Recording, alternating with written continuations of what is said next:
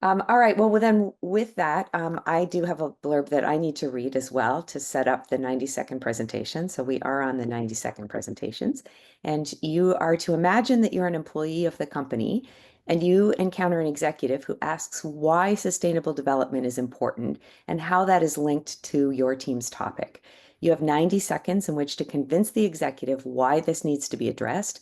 One of the team will do this, and there will be no Q&A. Senior judges will provide feedback after your presentation.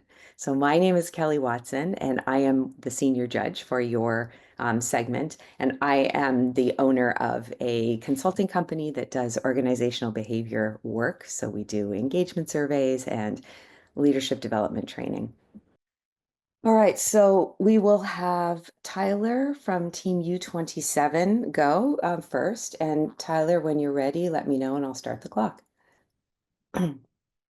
All right. I am ready to go right now. Go for it. So Regrow Agriculture is a company committed to sustainable growth in the agriculture industry. But even with great aspirations like they have, some of their actions can be counterproductive. Environmental sustainability is a goal that many companies claim to strive for, but few truly achieve. Sometimes it's the profit seeking that stands in the way, but other times it's financial barriers that prevent smaller players like family-owned farms from meeting sustainability standards. And because Regrow is neither a nonprofit nor a government-funded organization, they're limited in helping these smaller farmers. Large corporations use Regrow's platform to generate sustainability reports, sometimes more for optics than actual impact, while small-scale farmers are left without access to all the tools that are needed to transform their practices. Without inclusive access, the agriculture system risks deepening inequality and missing its broader environmental goals.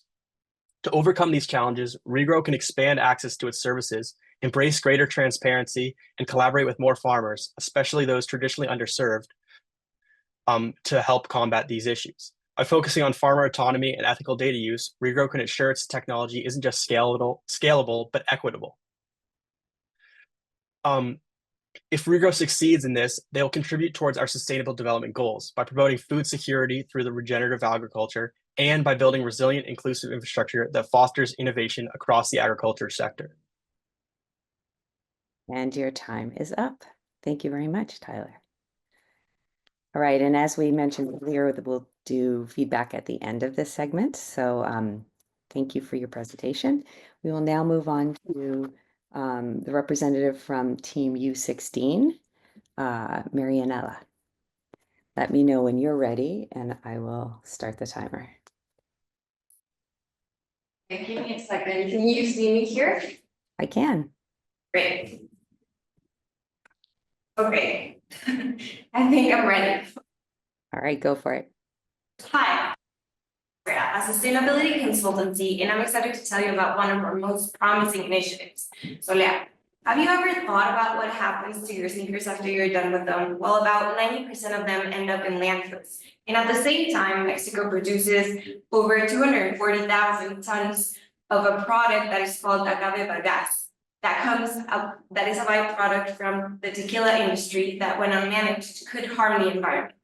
With Solea, we saw an opportunity to solve both problems. We've developed a sustainable shoe made from agave bagasse-based polymers. These soles are durable, they're biodegradable, they're flexible, and they're comfortable. And they reduce both plastic waste and agro-industrial pollution that comes from the agave bagasse production. But here's where it becomes a win-win for both of us. Producing Solea costs up to 50% less than traditional rubber or synthetic fabrics, and meaning that sustainability doesn't come at premium. It's accessible, it's scalable, and it's profitable for all of us. For a global company like Nike, embracing the technology is more than just an environmental move. It's a smart business decision. It strengthens transparency and enhances certain strategies that they've already added to their company and positions the brand as a leader in circular economy practices, while also giving the environment another chance, and while also achieving certain sustainability development goals.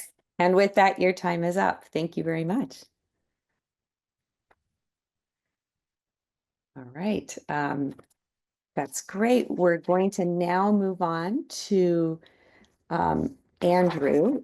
And Andrew, just a reminder, you have 90 seconds. Start When now? you're ready to Oh, start. so I just start speaking? Yeah, go for it. Awesome. Thank you for letting me take a moment. I need to emphasize some critical ethical considerations we risk overlooking in our discussion of bird flu at Calmaine. First and foremost is animal welfare. Mass culling is painful, sometimes inhumane, and directly impacts how our customers perceive us. Then there's public health. If even a rare case of human infection appears linked to our operations, it could trigger serious alarm and erode trust in both our brand and the broader food system. Food security is another key issue. As a major supplier, we bear responsibility for ensuring that families across the country can depend on an affordable, nutritious protein source. Ethical lapses, such as failing to explore responsible alternatives to culling, are not invested in or not investing in meaningful biosecurity could contribute to egg shortages and price spikes for consumers who can least afford it. Finally, reputation and transparency matter. Customers and investors expect us to lead with integrity. By proactively addressing these ethical concerns, we not only safeguard our brand value, but also fulfill our duty as corporate citizens in a fragile global food chain.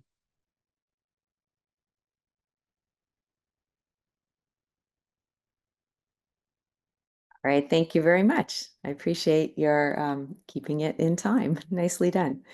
All right. Now, if I go back to, I think one of the teams was missing when we began. That is Team U27, and I do believe that Team U27 now does have a representative here. Is that correct? It was, I believe, U24. Was it Quad Consulting? You're correct. Sorry, Tyler already spoke for U27. So U24. Yes, So ma'am. Jonathan, you are that representative. All right, you will have 90 seconds to give your pitch. Are you ready? Yes, ma'am, I'm ready. All right, go for it. Hold on, executive. Patagonia is known for putting purpose over profit, standing firm on environmental values. But as AI becomes more central to operations, from supply chain operations to customer engagement, a new challenge arises: the environmental cost of AI. Training and deploying AI models requires immense energy. In fact, studies show that training a single large language AI model can emit 626,000 pounds of CO2. That's equivalent to 5 flights from New York to London. With the global AI energy consumption expected to grow up to 50% annually, the climate impact is only accelerating. While AI can help optimize logistics, reduce waste, these benefits come with a carbon cost. If overlooked, this can cost undermining Patagonia's authenticity and trust it's built with environmentally conscious consumers. People support Patagonia because it walks how it talks. And to stay true to that, the company should definitely lead with an ethical AI use, investing in renewable power infrastructure, measuring its digital emissions, and staying transparent. It's not just about innovation. It's about aligning AI adoption to environmental responsibility. Patagonia should continue to lead as a brand that builds trust by doing what's right, not just what's effective. Thank you. Wonderful. All right. Well, I wanted to, since we're talking about specifically the ethical components of sustainability, I really wanted to understand two things. One is, what is the harm, the specific harm caused by the products that the specific harm that's caused that your product is intended to mitigate? And secondly, that what is the ethical model at play here? So as you study ethics, what model do you bring to bear with the solution that you have brought for your product? So if we want to go in the same order that you presented, let's start with the folks in U27. Excuse me, could you just repeat that second part again about the ethical model or so?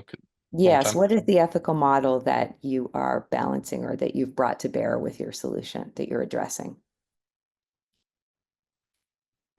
So Tyler, do you want to take a stab at those questions first? Yeah. So for our group, so we were addressing sustainable agriculture.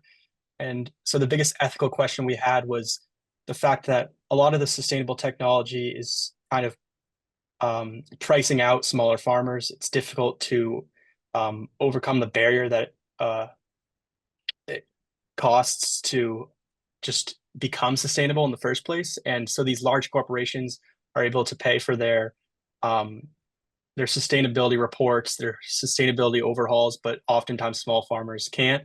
And the reason we think this is an issue is because if sustainability is really something only large corporations can do, it's becomes concerning because we're going to start penalizing people who can't afford to meet sustainability measures when sustainability should really be a goal of the whole world, not just of major corporations. All right, second group was Marianella, U16. Yes, to answer the question, I think our solution comes from trying to reduce the impact that the fashion industry has and that they produce, I guess, and that sometimes they end up on landfills, and also giving agro waste another life, which are, well, the base of the product, the agave bagasse, is normally seen as just like a waste, and no one sees any use to it. So we're trying to give it like a new life, to adapt this to a kind of circular economy, and to be able to also reduce the impact that comes from the agro waste, and as well as the impact that comes from producing footwear, shoes, and soles.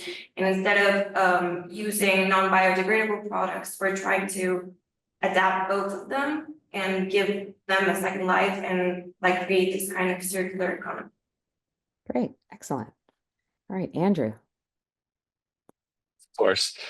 For cow Maine, the specific harm is the suffering and waste caused by large-scale culling of birds during the influenza outbreaks, along with the strain of workers who carry out these measures and the broader threat to food security across the United States.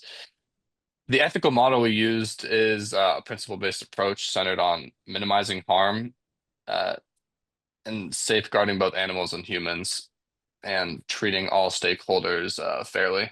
And our framework ensures that our recommendations and solutions protect animal welfare, support workers, and maintain a stable food supply in a reasonable, ethical manner. Yeah, well Yeah. said. Great. All right, finally, Jonathan. Yes, ma'am.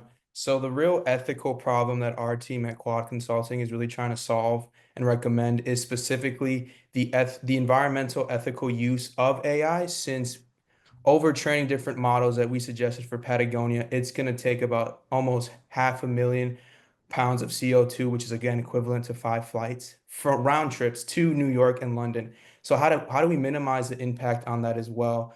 Our solution really is on a framework of utilitarianism, is basically minimizing over or maximizing overall good. So actually implementing different infrastructure as well as a hybrid cloud solution, which basically means um, less mining of uranium, as well as being able to keep it locally sourced so that we're actually able to push more green, as well as being able to really help and stay true to the company's brand, which is authenticity and trust with consumers. So being able to really find the balance between profits and purpose, and within their ethos is to have that purpose over the profit. So that's kind of our goal. Right, great, excellent. Well, I want to give my feedback then as a group, because I sort of have the same feedback for each one of you. And that is that really leaning in at the beginning to what the ethical model is that you're addressing, especially in these 90-second pitches, because that's what you were trying to articulate. And I feel like in each case you articulated it within 90 seconds in answer to my question, and less so in the pitch itself. And I know you're trying to script it and you're trying to get everything jammed into that 90 seconds that you gave, but your relaxed responses were actually more on point and addressed the issue more fully. So you just may want to give that some thought as you go through this process, that, in plain, relaxed words, you were able to articulate your models in a much more, you conveyed them in a much more clear and direct manner than in your sort of marketing pitch. So just something to kind of take back with you. But thank you all. You've done a fabulous job. I'm excited for the future of our world based on the types of things that you're doing, and I couldn't be more proud of how you're going through this process. So thank you so much for all that you're doing.